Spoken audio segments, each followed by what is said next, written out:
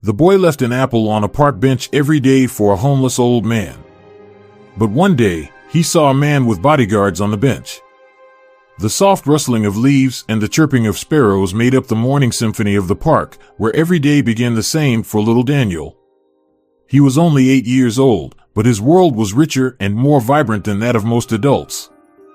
Daniel was different from his peers, small, slender, with large brown eyes always hidden behind thick glasses. He walked with a clumsy, childishly hurried gait, as if he were always late for an important meeting in another, imaginary world. For Daniel, books were portals to this other world. They took him to distant stars and mystical lands where he could be anyone, an adventurous knight, a brave explorer, or a wise ruler. Even when his mother sighed once again, looking at his worn-out pages, and said, "How much longer are you going to read? You've already ruined your eyesight. Look, your friend is throwing pebbles at the window from early morning, calling you to play." But you don't even notice, you don't care at all, nothing could distract the boy from his adventures. "It's all your upbringing," his father would chime in. "When I was his age, you couldn't drag me home. I helped my father, did carpentry, went fishing. You've turned him into an intellectual. He doesn't know anything besides books. Completely unfit for real life, always lost in the clouds." Family arguments were part of his daily life, and Daniel had learned to find solace in his fantasies. They were his refuge from the harsh reality and constant quarrels between his parents. Every day after school, when most kids his age went out to play, Daniel would hide in the park. Here, under a mighty oak tree that stood like a majestic sentinel by one of the paths, the boy could spend hours reading or simply dreaming, sitting on a bench, absorbed in his thoughts. It was mid-September. The sun's rays, no longer as hot, gently slid over the leaves that were beginning to turn yellow. He came to the park after school, sat on the bench, took out a new book from his backpack, and immersed himself in reading. This time, it was Eric Knight's Lassie in his hands. With each page, he delved deeper into the story of loyalty and courage, which was so important for a boy deprived of true friendship and understanding in the real world. His love for animals became his little salvation. He dreamed of having a dog of his own, with whom he could share his last piece of bread, a dog that would be loyal to him until the end. Daniel loved animals dearly and had long been asking his parents to let him get a small dog. But his father was adamant. "Again with your nonsense. All they bring is hair and problems. Feed them, walk them. And for what? For fun? No. There will be no dogs in my house," he said irritably to all the boy's pleas and prayers for a new friend. So, our hero had no choice but to love animals from a distance and study their lives through books and various stories. He had already read halfway through Lassie, constantly marveling at her courage, loyalty, and ability to overcome any obstacles in her path. But dogs belong to people, and people are lashed by fate.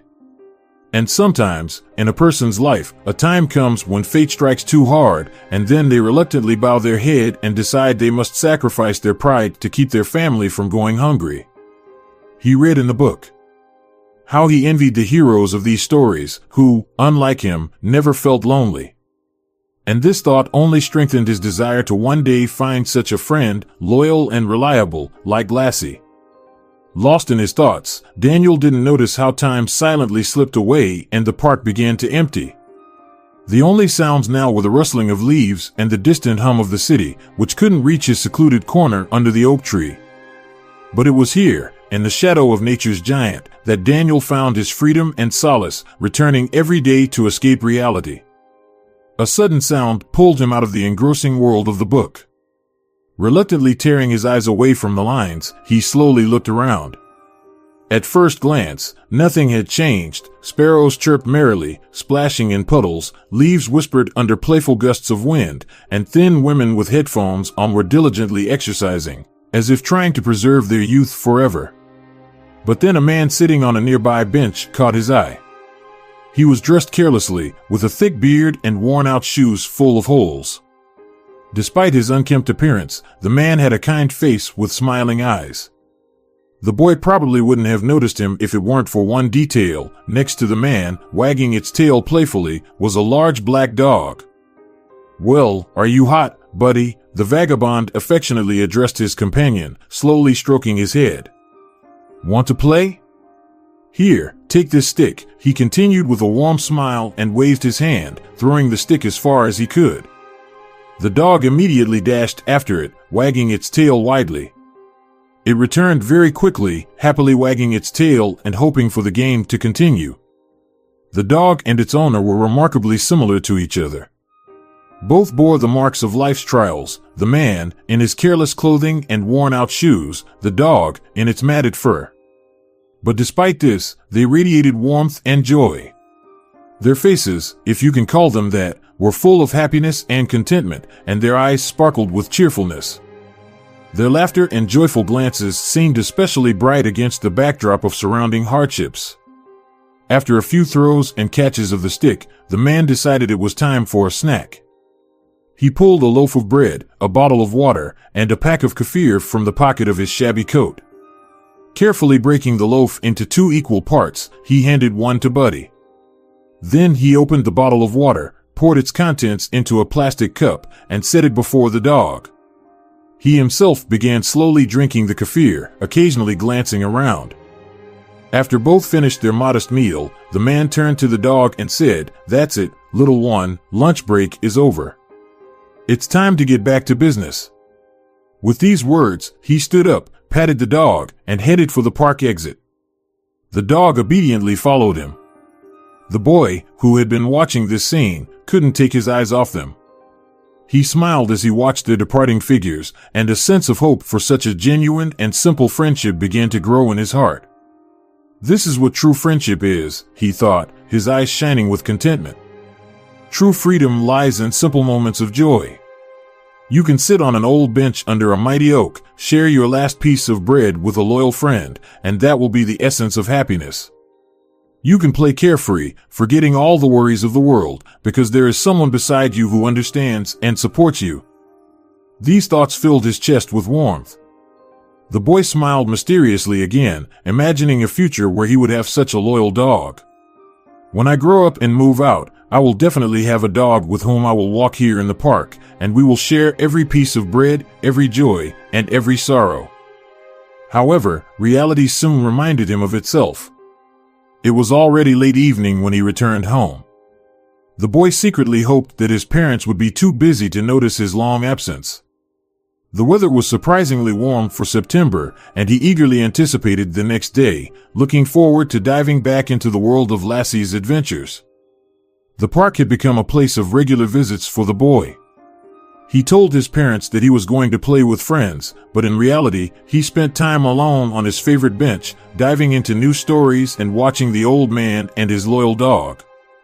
These two, like punctual actors, appeared in the park every day at the same time, and each day seemed a repeat of the previous one. They played, shared food, and enjoyed each other's company. The boy felt his admiration for the old man growing with each passing day. He marveled at how tenderly and respectfully the man treated the dog, as if it were his equal. The relationship between the old man and his dog seemed to him the ideal of mutual understanding and support, reminiscent of a wise, long-married couple who had long since forgiven each other all possible offenses and simply enjoyed every moment spent together. Day by day, the boy watched this pair, hiding in the shadows of the trees, and each time he saw their happiness, his heart filled with light and warmth, giving him the strength to dream and to wait for his own loyal friend with whom he could share the whole world. Today, sitting under the tree, Daniel opened his book again, but his gaze fell on the same bench where he had last seen the old man and his dog. The boy's heart sank when he noticed that the bench was empty. Perhaps they would not return, he thought, and a sense of loss washed over him. After all, he knew so little about those who had briefly become part of his dream world. Suddenly, his thoughts were interrupted by a gentle rustle at his feet. Daniel looked down and saw a small, worn-out figure, a soft toy, apparently lost by someone in the park. He picked it up, feeling the rough texture of old plush under his fingers. It was a small dog with a worn collar, and suddenly it seemed to the boy that this was a sign. Holding the toy in his hands, he thought about how often coincidences in life turn out to be not coincidences at all. Maybe this was a reminder that everyone is destined to find a friend. Maybe it was a reminder that even the smallest act of kindness can change someone's life. Lost in thought, Daniel looked towards the sunset, where the last rays of the sun glided over the leaves of the old oak tree. The wind caught the pages of his book, and the boy thought that perhaps tomorrow he would meet his own dog, his loyal friend. And with new hope in his heart, he returned to reading, allowing the rustle of the oak to lull his dreams of the future. The next day began like many others, but for Daniel, the crisp autumn air was full of invisible possibilities. The crunching leaves underfoot set the backdrop for his thoughts as he walked along the familiar paths of the park, heading to his favorite secluded spot under the old oak. However, today he chose a slightly different route, which led him to a small, shaded corner where an isolated bench stood, one he hadn't considered before. This was the bench where the homeless old man usually sat with his loyal dog. Memories of them lingered in the boy's mind. He often found himself thinking that his new friends had brought light into his quiet world. That morning, his mother had lovingly placed an apple in his backpack for a school snack. For a moment, holding it in his hands, Daniel caught himself thinking that this apple could be more than just food. It could be a token of gratitude and friendship. Approaching the bench, he found it empty. Neither the old man nor the dog were there yet. Glancing around to make sure no one was watching him, Daniel quietly placed the apple on the bench. It was his silent gesture of kindness, which he hoped would not go unnoticed. Taking a few steps back, he sat down on the ground, from where he could watch the bench. His heart beat in anticipation.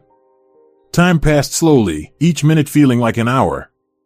The wind played with the fallen leaves, creating the only sounds in the quiet morning park. Finally, as the sun began to warm, soft footsteps reached his ears. It was the old man and his dog. They approached the bench, and Daniel held his breath. The old man noticed the apple, stopped, and looked around, clearly puzzled. He picked it up, turned it over in his hands, and smiling, he split the fruit in half, giving one half to his dog. The dog deftly caught the piece and began to chew it with pleasure, while the old man, still smiling, sat down to enjoy his half. It was a simple pleasure, but for the boy, it was full of deep meaning. He felt his heart fill with warmth. With his small act, he had touched someone else's life without saying a single word. The boy spent the entire day pondering how even the smallest acts of kindness could change someone's morning or even their entire day. He felt a renewed connection to the world, which often seemed so out of reach. Sitting in the shade of an old oak tree, he realized that even at his young age, he could bring joy and light into the lives of others, just as books had done for him. The day ended, but the echo of his deed continued to resonate in his soul, filling him with confidence for the future. With a firm resolve to continue this new tradition, Daniel already looked forward to his next encounter with the unusual pair who had become a kind of guiding sign in his young life. The soft morning light barely touched the oak leaves as Daniel once again made his way to the park. The past few days had brought him something more than just the usual comfort in his solitude. His encounters with the homeless old man and his dog had become a secret ritual for the boy, with each visit leaving an apple on the bench before they arrived. This morning was cool but pleasant, and the air already hinted at the approach of autumn. The leaves had begun to change color from bright green to golden and copper. The park was almost empty, with only the occasional rustle of squirrels hurrying about their business breaking the silence. Daniel carefully chose the most beautiful apple from the basket in the kitchen, which his mother had filled with fresh fruit the day before. The thought that he was doing something important and meaningful filled his heart with warmth and confidence. Approaching the bench, he gently placed the apple on its cold seat and quickly hid behind a nearby tree. Soon, footsteps could be heard. The old man and the dog slowly approached their usual spot. Daniel held his breath, watching as the old man noticed the apple. A smile appeared on his weary face, and sparks of surprise and joy gleamed in his eyes. It was like magic, seeing how a small gesture could bring so much happiness. The old man picked up the fruit and, as usual, split it into 2 parts. The dog eagerly awaited its portion and happily began to eat. In that moment, Daniel felt an invisible connection between himself and these two beings. He was a part of their world, even though he remained in the shadows. After the old man and the dog finished their modest snack, the man thoughtfully looked toward the tree behind which Daniel was hiding. The boy held his breath. Does he know? The thought flashed through his mind. But the old man simply glanced at the tree, smiled, and whispered something to his dog before they set off again. Each day spent in the park deepened Daniel's secret acquaintance with the homeless man and his loyal companion. The boy began to notice the small details of their behavior, how the old man talked to the dog, how they played together, and how the dog attentively followed every movement of its owner. These moments became lessons for Daniel about loyalty, friendship, and the simple joys of life. He realized that every encounter, every observation brought him a little closer to understanding what it means to be a true friend, someone who can always be relied upon. That day in the park began as usual for Daniel. The sun had already warmed the air, and a fresh breeze caressed the boy's face as he walked along the familiar path. He was already holding another apple in his hand, fresh, fragrant, with dewdrops playing on its skin like tiny stars. As he approached the familiar bench, Daniel suddenly noticed that his usual spot was occupied. The boy's heart raced with anxious anticipation. A young man in an elegant suit was sitting on the bench, and next to him stood a figure in black, who appeared to be his bodyguard. Daniel froze in place, hiding in the shadow of the trees. He couldn't understand who these people were and what they were doing on the bench where the old man and his dog should have appeared at this time every day. The boy squeezed the apple in his hand, feeling his nerves sharpen with surprise and concern. The man on the bench kept glancing at his watch, his expression a mix of anxiety and expectation. The bodyguard stood a little aside, scanning the surroundings with a cold and watchful gaze. Suddenly, the young man grabbed his head, clearly frustrated by something. He whispered a few words to the bodyguard, then stood up and began pacing nervously back and forth along the path. The bodyguard remained in his place, closely monitoring every movement of passers-by. Daniel felt his heart race faster, adrenaline coursing through his veins. Deep down, he yearned to uncover the mystery, but the fear of finding himself in an awkward situation kept him in the park's background, behind a curtain of green bushes. With interest and some trepidation, he watched the young man in the expensive suit, who seemed lost in his thoughts, intently staring into the void before him. The heavy atmosphere of uncertainty hung in the air, making each second feel tangibly tense. Minutes passed agonizingly slowly, and with each one, the anxiety in Daniel's chest grew like storm clouds on the horizon. He tried to imagine where the old man and his faithful dog might be. Usually, they appeared in the park with enviable regularity, but today their absence became an inexplicable puzzle that Daniel was eager to solve. Maybe they encountered these strangers on their way and decided to avoid meeting them by changing their usual route, the boy pondered, his imagination painting increasingly dramatic pictures. The thought that these people in black might have unclear, possibly even sinister intentions, caused Daniel anxiety. Who are they, and what are they doing here? Why did they choose this bench for their strange meetings? These questions swirled in his head, giving him no peace. The next day, the situation repeated itself exactly as it did on the following days. The man in the expensive suit, along with his security, appeared in the park at the same time every day, standing up and leaving abruptly, leaving behind only a trail of unspoken words and uncertainty. And then, one day, when Daniel once again approached his favorite bench, no longer expecting to meet the familiar park inhabitants, the man suddenly turned out to be nearby. For the first time during all his strange visits, he noticed the boy. This made Daniel startle and prepare for the unpredictable development of events. "Hey, kid," the man called out to Daniel, his voice unexpectedly soft against his imposing appearance. "I know you come here regularly. My people see you here almost every day. Tell me, have you seen an old homeless man with a large black dog in the park?" These words caught the boy off guard. Seen him? Yes, he hadn't just seen him, he had watched the old man every day, saw how he played with his dog, how they shared a simple meal. But why was this elegant man interested in a homeless person? What could possibly connect them? And why did this suddenly concern him, a little boy, so much? Daniel, feeling a lump rise in his throat, swallowed hard and cautiously answered, trying to hide his anxiety and curiosity. Thoughts began to swirl in Daniel's head, leaving behind a haze of doubts and guesses. So this is who the man had been watching and waiting for all these days? But why does he care about this old man, this homeless person with a dog? The boy pondered. In his imagination, the most dramatic scenarios flickered. Maybe the old man stole his wallet or something even more valuable, and now the man wants revenge, he thought, peering into the anxious eyes of his interlocutor.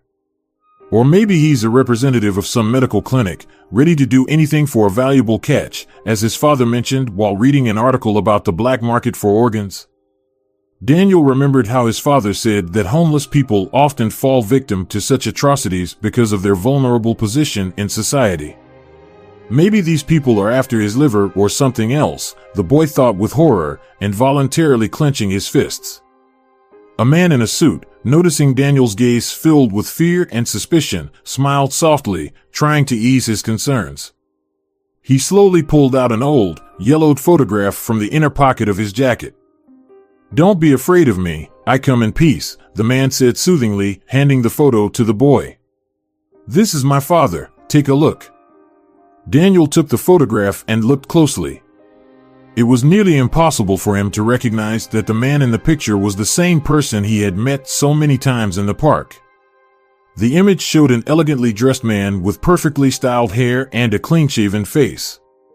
He was holding the hand of a boy who looked very much like Daniel in age. This child, with an innocent gaze and hope in his eyes, was none other than the young version of the serious man in the expensive suit standing before him. "You see, kid, my father and I had a falling out many years ago," the man began, his voice full of regret and sadness. "I was always hot-tempered and quick to anger, unable to control my emotions. I was rude to my elders, mocked their customs and rules, convinced they were just relics of the past. All their advice on what was right and wrong seemed to me to be mere whims, born of stubborn old age. I believed I understood life better than they did, and I was certain of my superiority." He paused for a moment, as if trying to gather his thoughts, then continued. "I left my parents' house early, unable to endure their moralizing any longer. I started my own business, thinking that success and money were all I needed for happiness. At first, everything went smoothly. Money flowed like a river, allowing me to indulge in luxury, expensive restaurants, suits from the best designers, the company of influential and beautiful women. My father warned me, advised me to invest in the development of my business instead of squandering it all. But I was blinded by my own arrogance, unwilling to listen to his words. I thought I was at the peak, at the top of the world, and that no obstacle stood in my way. Oh, how wrong I was." The man's voice trembled, and a glimmer of untold grievances and late realizations appeared in his eyes. This story, full of disappointments and youthful mistakes, made Daniel see the man before him in a completely different light. The man paused for a moment, as if trying to dispel the heaviness in his soul, before continuing his story. "I started spending time in casinos, where luck seemed to be on my side until the stakes became so high that I began to lose significant sums. But the real test of my life came later. A relationship with a girl, whose father was influential, ended in scandal. Several months of romance led to unforeseen consequences. She became pregnant, and I, consumed by ambition and a desire for freedom, refused to marry her. I was too young and not ready for family life. At that time, I had just freed myself from my parents' care and couldn't allow anything to tie me down again. Her father found out about it, and his actions led to the downfall of my company. I found myself in deep debt, with creditors sparing no threats. They demanded immediate payment and even threatened my life and the safety of my family. In desperation, I turned to my father for help. I was honest with him, not hiding any detail of my failed life, and in his eyes, I saw disappointment. It wasn't about the money I was asking for, but about my refusal to follow his advice and care. The look of disappointment in my father's eyes was more painful than any threat from my creditors. He asked me to come the next day. When I did, he had already prepared the necessary sum, even though his own affairs were not in the best state. A few months later, when I visited him to thank him, I found out that he had sold his house and business, giving me everything to the last cent, and disappeared. Left without means, I moved to another city and started over, convincing myself that it was necessary to protect myself from the consequences of my past mistakes. My life gradually returned to normal, and I began to recover.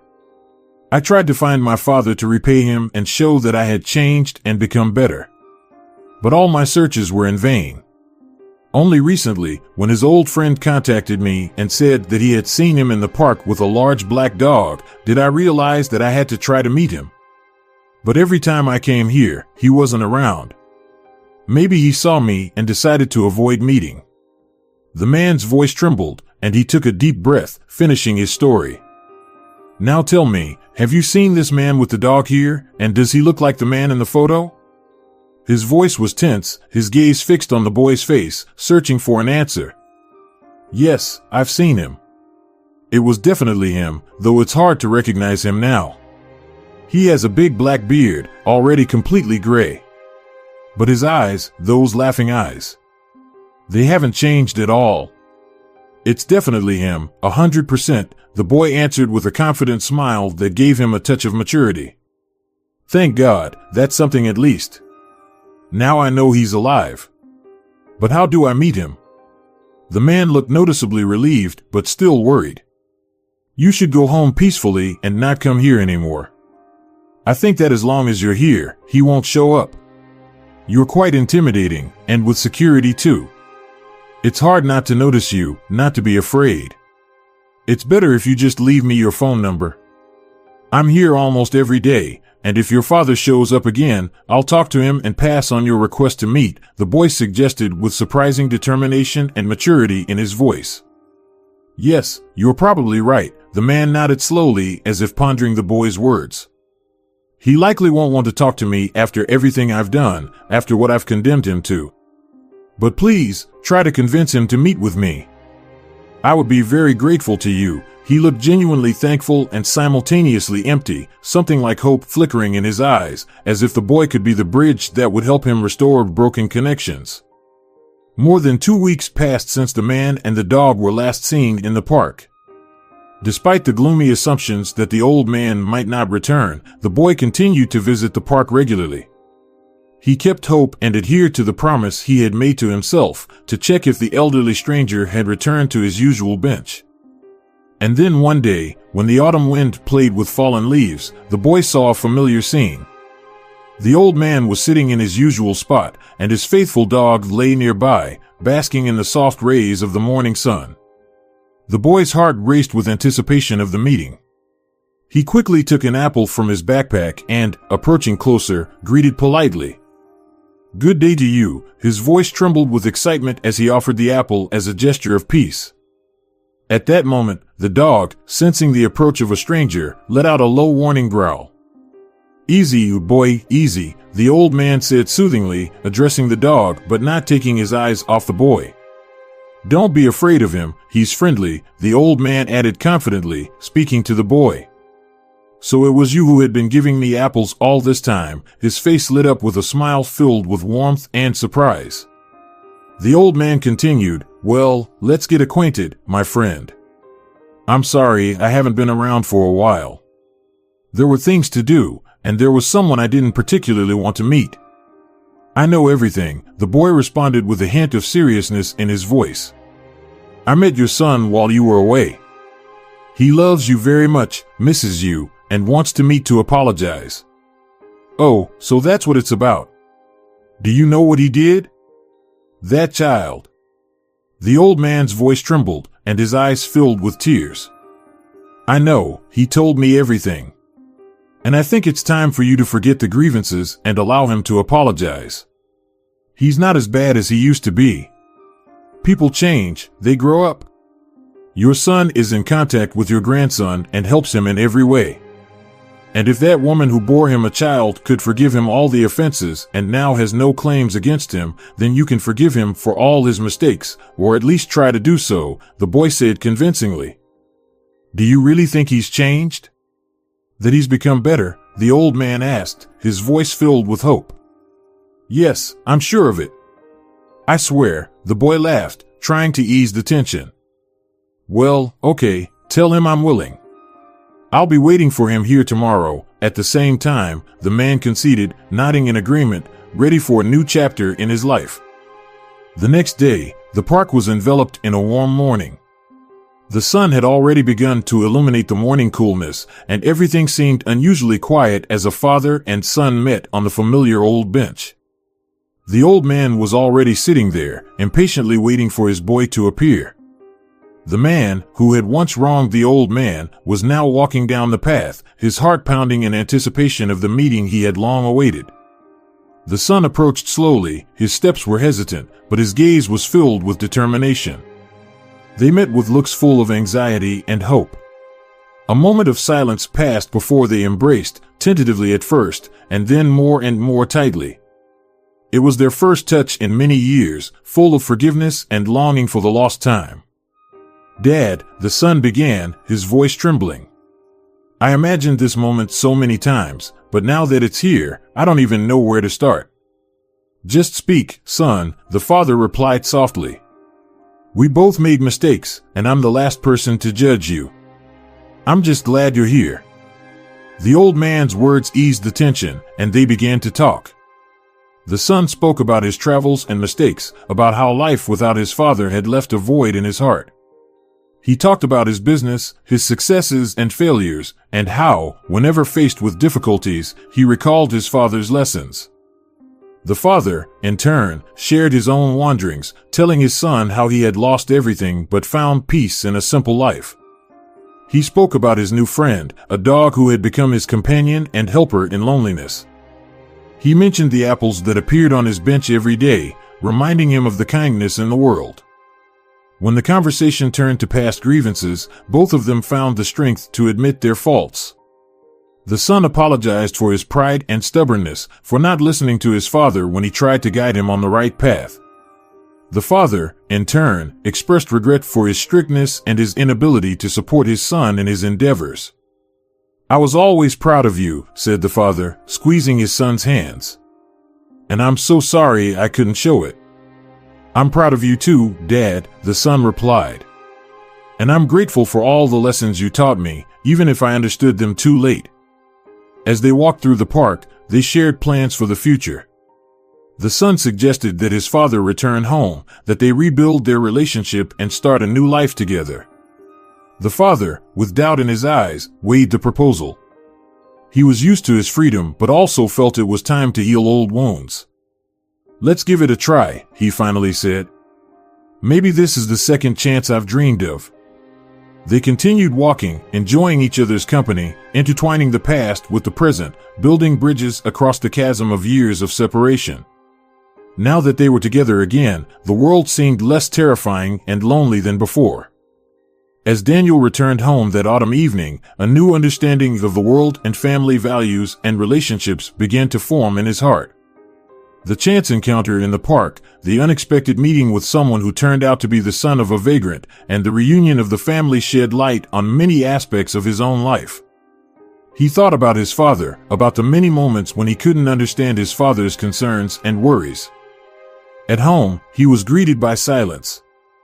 His father was still at work, and Daniel had a place to be alone with his thoughts. He went up to his room, sat by the window, and began to recall every detail of the day that had passed.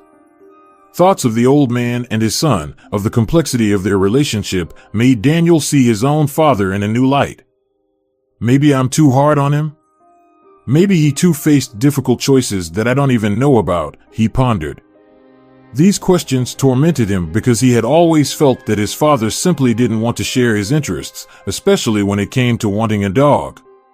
But now, seeing how deep the bonds between father and son could be, Daniel felt a strong desire to understand and forgive. With each day after returning from the park, Daniel tried to talk more with his father, to take an interest in his affairs, and to help around the house.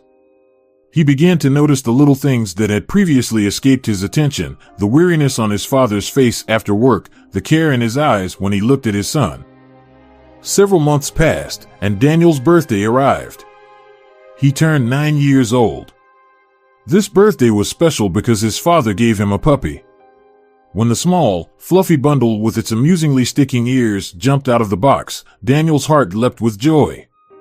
"I thought you'd earned him, son," said his father, smiling through tears. "I've seen how you've tried to understand me, how you've changed. This puppy is not just a gift. He's a symbol of our understanding and forgiveness.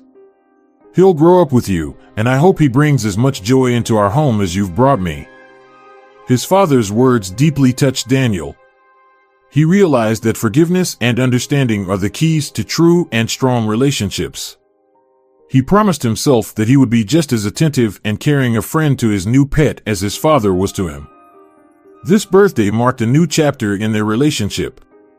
Father and son continued to walk together with the dog, to talk, to laugh, and even sometimes to quarrel, but now they knew that they could always find a way to mutual understanding and forgiveness. Autumn had painted the park in golden and crimson hues when Daniel and his father took their new pet, named Charlie, for a walk. It was cool but sunny, the perfect weather for long walks. As they walked, a man who had once seemed like a vagrant passed by, but now his appearance had radically changed. He was neatly dressed and looked well-groomed. Beside him ran his faithful black dog, and on the other side walked a young man, his son, in an elegant suit. The meeting was unexpected for everyone, and Daniel, feeling excited, decided to introduce his father to these familiar faces from the park. Daniel's father, Richard, looked with interest at the former vagrant, who now appeared before him in a completely different light. "Hello, my name is Richard," he said with a smile, extending his hand. "Daniel has told me a lot about you, about your meetings in the park. It's nice to see you looking so well." The man smiled in response and shook his hand. "Hello, Richard. My name is Edward, and this is my son, Jonathan. We've indeed changed a lot since we last saw Daniel here. Thanks to your son, who once did me an invaluable favor by leaving apples on the bench. It was a gesture that helped me get back to a normal life." Richard expressed his admiration and support, and Jonathan added, "We are truly grateful for your son's friendship and kindness. It inspired me to take steps to fix the situation as well." The two fathers exchanged experiences about raising children and talked about the difficulties they had faced. Daniel listened, holding Charlie on a short leash. The dog wagged its tail happily, sensing the joy and calmness of this meeting. The walk continued, and the men exchanged phone numbers. The air was full of confidence that the new friendships and shared interests would bring only joy and benefit to everyone. As they slowly walked away, Daniel felt a deep satisfaction with how events had unfolded. He realized that true changes begin with small acts of kindness that can lead to big and significant changes in the lives of the people around them. Dear viewers, if you enjoyed the story, please support the video by liking it and leaving a comment. Thank you very much.